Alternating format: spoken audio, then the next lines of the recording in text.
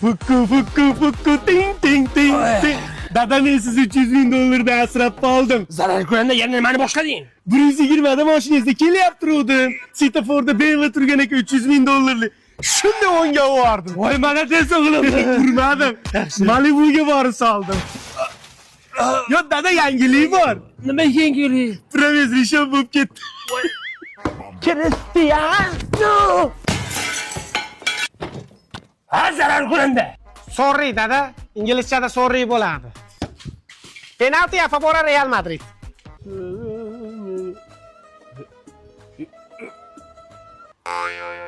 Nima bu? Dada suv quyaman deb superkile quyib yuboribman. Dada mana nima? Yangi xaladelni oldim ro'zg'orga deb. Shuni oldi o'ralashmang iltimos, qoch oyoqqa. Dada internetda ko'rganman. Bularchi konkurs o'tkazishyapti.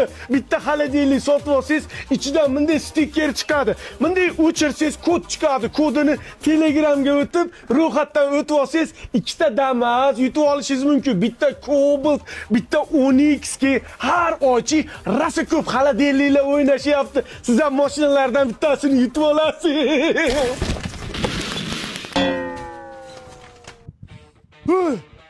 Dada valnadagilarga ayting yana bitta xaladelnik bersin.